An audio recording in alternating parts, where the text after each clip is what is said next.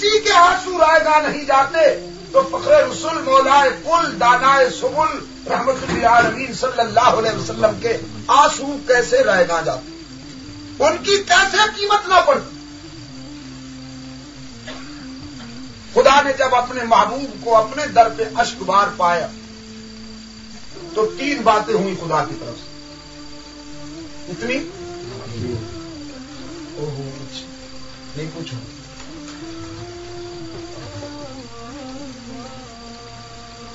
پھر یہ زحمت نہیں ہوگا. 3 باتیں ہوئی ہیں خدا کی طرف سے. پہلی بات تو خدا نے یہ کی کہ اپنے محبوب کو تسلی دی، دل جوئی کی، حوصلہ افزائی فرمائی، اطمینان دلایا. اور میرے الفاظ میں میں کہا کرتا ہوں کہ اپنے رحمت کے پلو سے خدا نے اپنے محبوب کے آنسو پہنچے. اللہ اکبر. دوسری بات یہ ہوئی کہ خدا نے آفاقی دستور کے ضابطوں سے اپنے نبی کو آگاہ کیا یا یاد دہانی کر. اور تیسرے نمبر پر 3 سوالوں کا جواب وحی کے نور سے حل کر. اب میں آپ کو بتاؤں کہ خدا نے اپنے پیغمبر کو تسلی کیسے دی، آنسو کیسے پوچھے.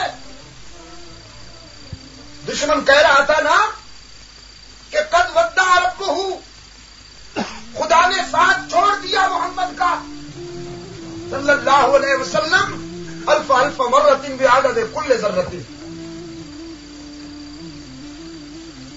رب کائنات نے فرمایا ما ودعک ربک وما قلی. وہی الفاظ دہرائے جو دشمن کہہ رہا. یہ کہنے سے پہلے خدا نے قسمیں کھائیں.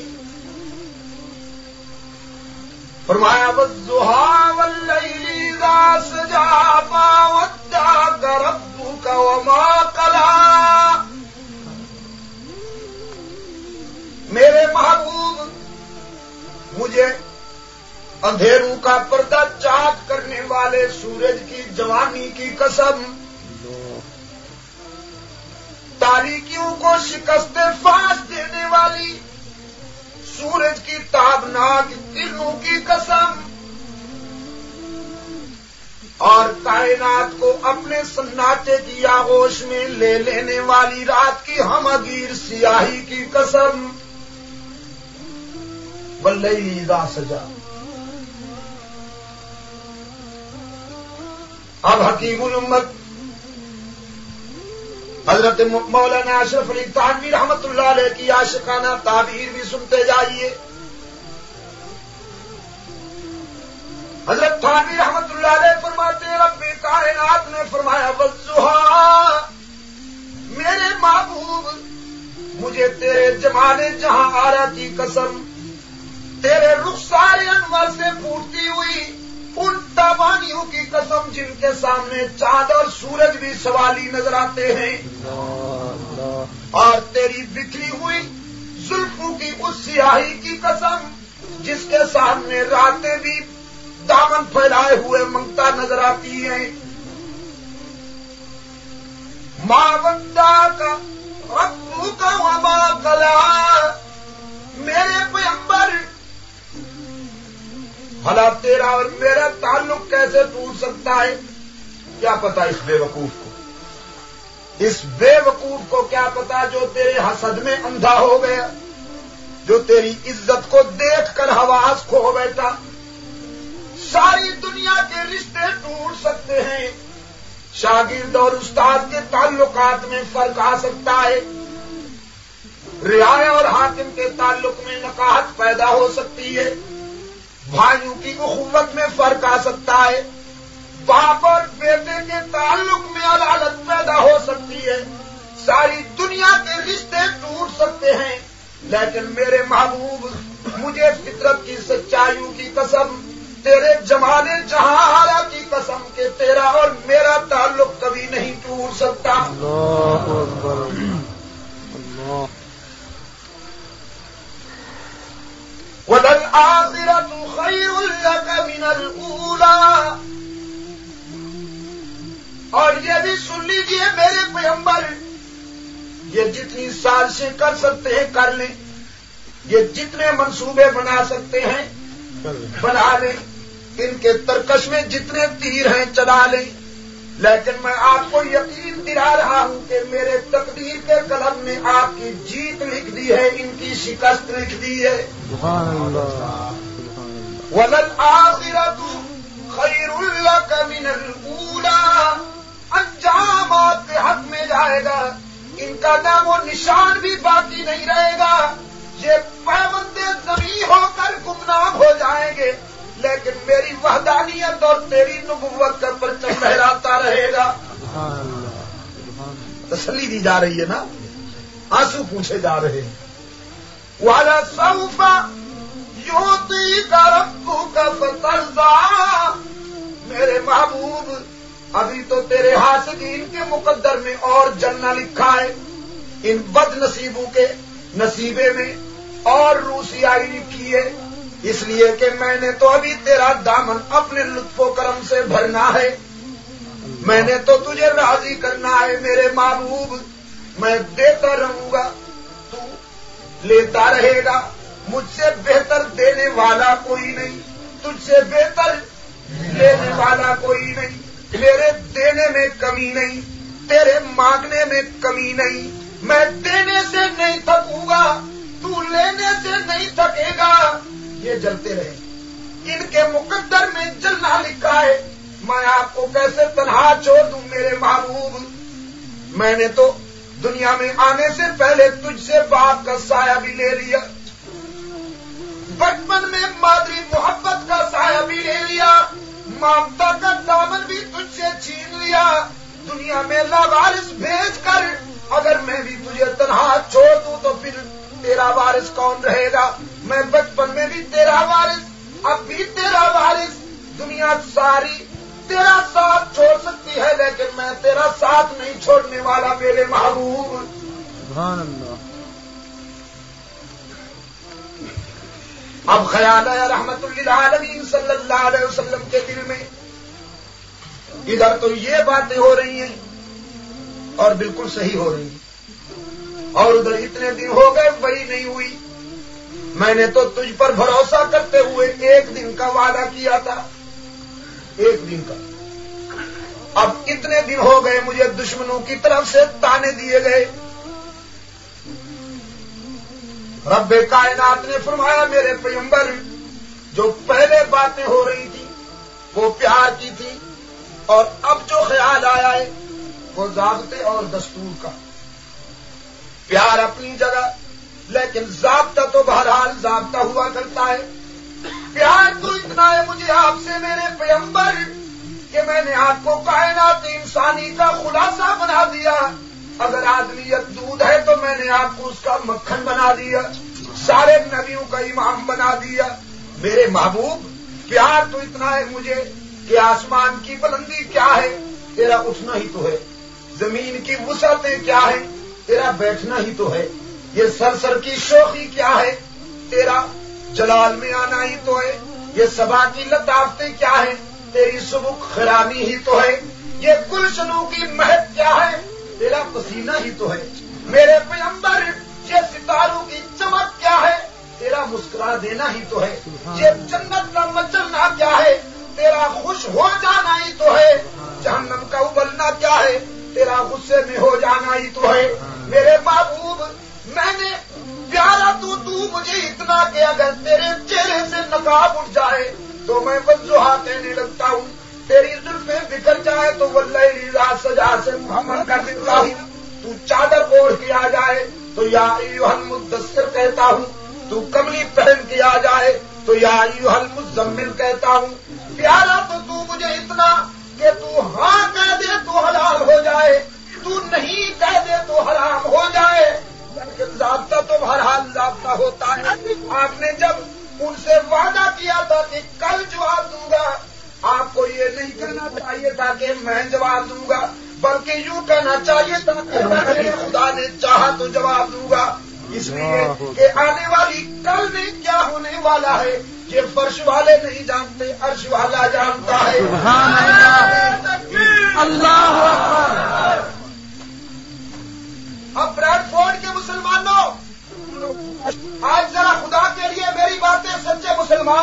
دقت سے سننا. قرآن کو دل و نگاہ میں بسا لو.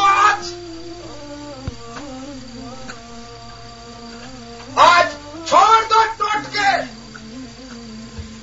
چھوڑ دو سیف الملوک کے ترانے، آج بالکل نظر انداز کر دو، ریجیکٹ کر دو کسی اجڑے ہوئے شاعر کے فسانے اور بدبودار مصرے.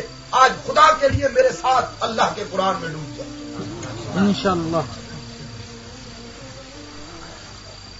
اب میں آپ سے پوچھتا ہوں کہ جب رحمت عالم صلی اللہ علیہ وسلم مشرکین سے وعدہ کر رہے تھے کہ میں سارے سوالوں کا جواب کر دوں گا، تو دل میں یہی بات تھی نا کہ خدا کی طرف سے جواب آ جائے گا تو میں انہیں دوں گا. یہی بات تھی نا. بالکل. صرف زبان پر یہ لفظ نہیں آئے، دل میں تو یہی روح کار فرما تھی کہ اللہ سے جواب آئے گا تو میں انہیں دے دوں گا. لیکن اللہ کی منشا یہ تھی کہ میرے پیغمبر کی زبان پہ بھی یہ جملے آئیں کہ اگر خدا نے چاہا تو جواب دوں گا، تاکہ مشرکین کو بھی پتہ چل جائے کہ کل کی باتیں بتانا پیغمبر کا کام نہیں، خدا کا کام. اب ضابطہ بتا دیا رب کائنات نے کہ لا تقولن لشیء انی فاعل ذلک غدا الا ان یشاء اللہ. آج کے بعد جب کبھی کسی آنے والی کل سے متعلق کوئی آپ وعدہ کریں تو یہ نہ کہا کیجئے کہ میں کروں گا یا میں کہوں گا، بلکہ یوں کہا کیجئے کہ اگر میرے اللہ نے چاہا تو جواب دوں گا. اللہ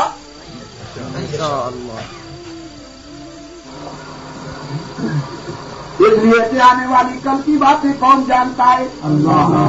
قرآن پاک نے ایک مقام پر پانچ دعوے فرمایا ان اللہ عنده علم الساعة وينزل الغيث ويعلم ما في الأرحام وما تدري نفس ماذا تكسب غدا وما تدري نفس بأي أرض تموت ان اللہ علیم خبیر. پانچ دعوے کیے ہیں قرآن پاک. پہلا دعویٰ کیا قرآن پاک نے کہ ان اللہ عنده علم الساعة، قیامت کب آئے گی خدا کے سوا کوئی نہیں جانتا. کوئی نہیں جانتا.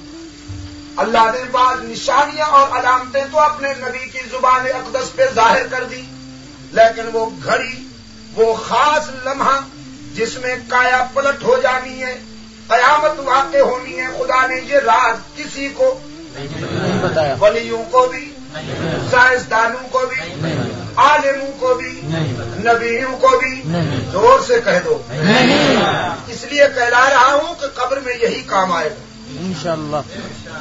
اگر آپ کو مرنا پڑ گیا تو یہی جملے کام آئیں گے حشر میں.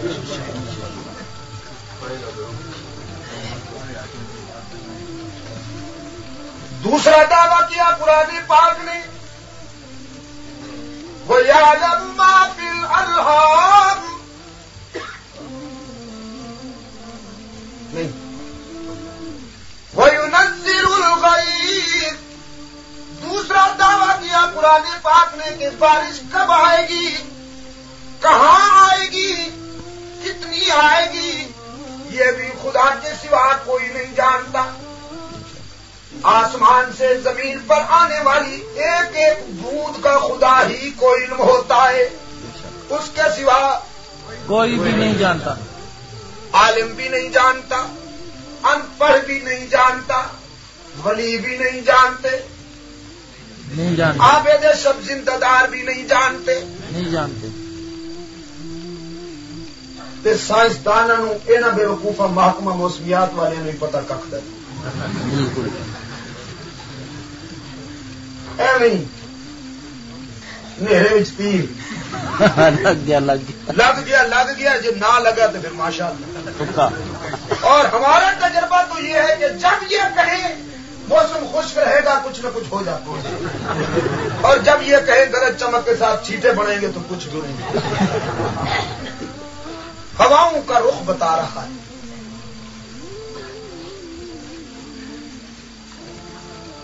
ایک کارٹون چھپا تھا اخبار میں، یاد ہے مجھے، ایک صاحب گردن تک پانی میں ڈوبے ہوئے جا رہے تھے، گلی میں چھما چھم می برس رہا تھا.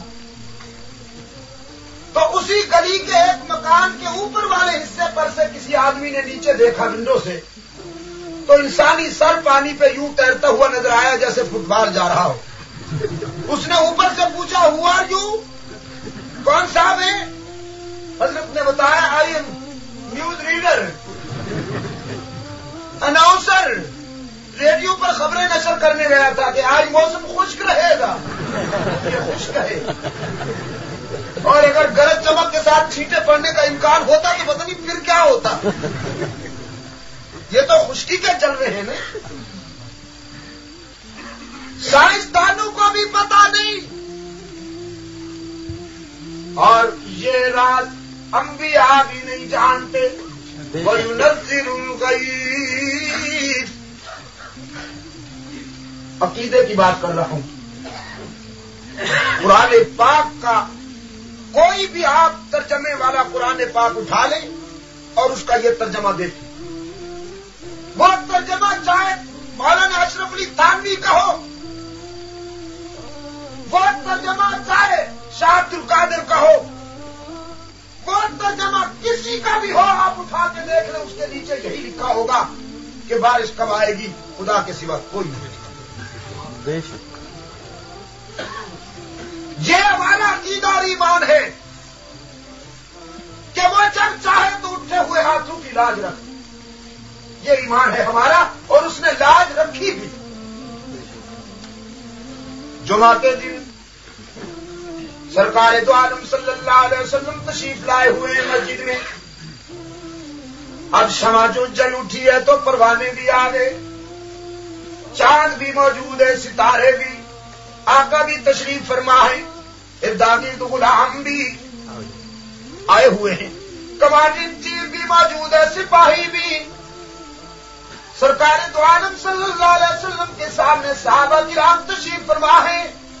سامنے سے ایک صحابی نے اٹھ کر عرض کیا، آقا خشک سالی ہے، مویشیوں کو پینے کے لیے پانی میسر نہیں، فصلیں خشک ہونے کو آ گئی، اللہ کی بارگاہ میں دعا فرمائیے نہ رب کائنات باران رحمت عطا کرے.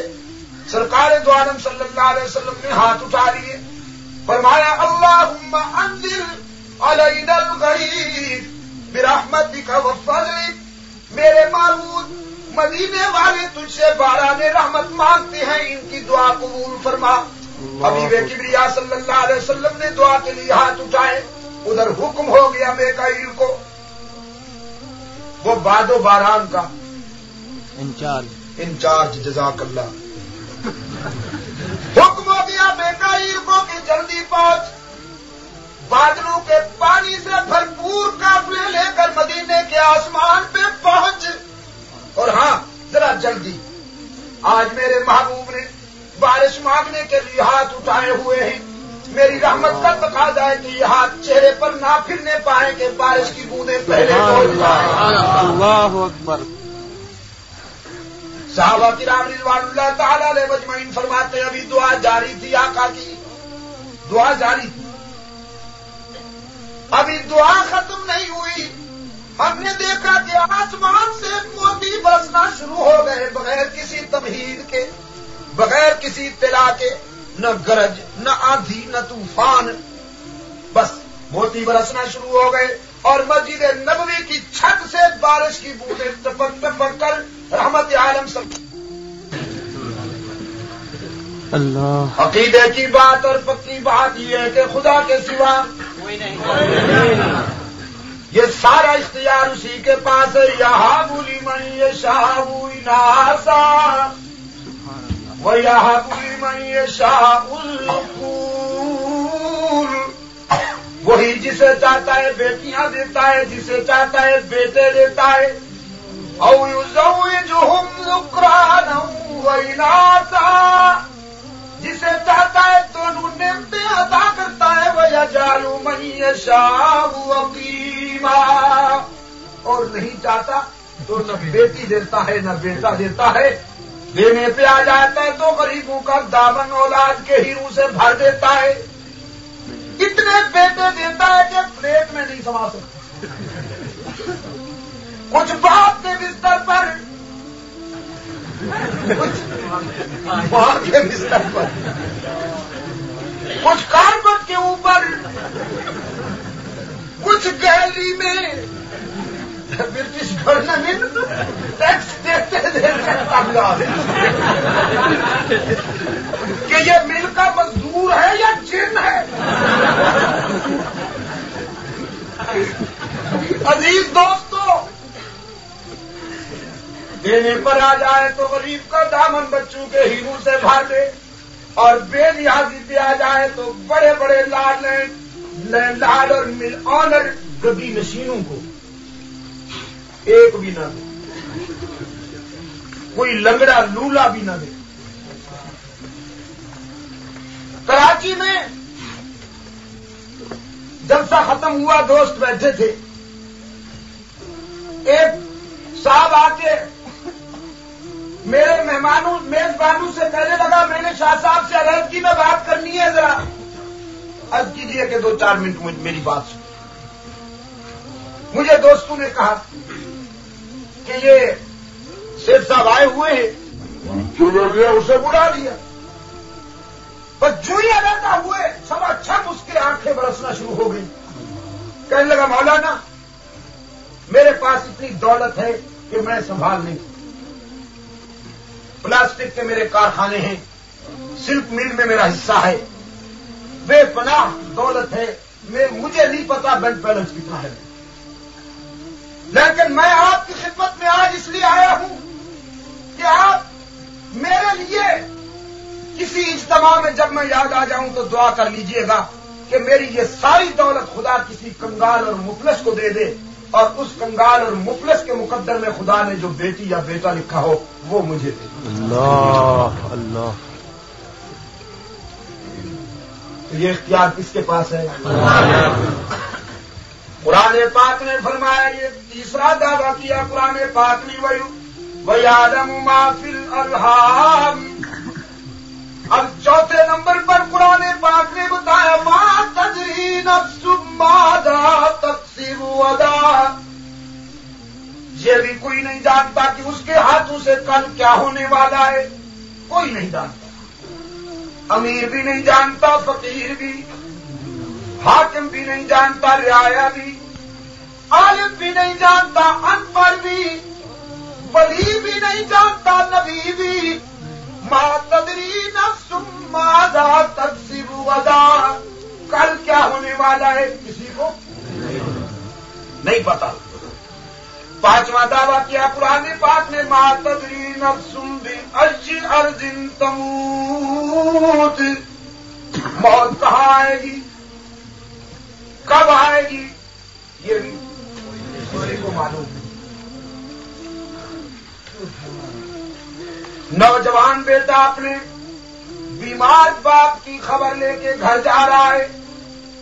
خبر یہ لے کے جا رہا ہے کہ ڈاکٹروں نے جواب دے دیا, لا علاج کر دیا انہوں نے کہ اب یہ بچنے والا نہیں ہے, اس کو گھر لے جاؤ تاکہ اپنے عزیزوں اقربا میں اس کو موت آئے, ان سے کوئی باتیں تو کر لیتا. اپنے باپ کی موت کی خبر لے کے آنے والا جوان راستے میں ایکسیڈنٹ ہوتا ہے, اس کی رخصتی ہو جاتی ہے, اور بوڑھا باپ اپنے جوان بیٹے کو جاتا ہوا دیکھا. اس لیے کہ کوئی نہیں جانتا کہ موت کب اور کس عنوان سے آئے گی. یہ 5 دعوے قرآن پاک نے ایک ہی مقام پر کیے. اپنے پیغمبر کو تسلی بھی دی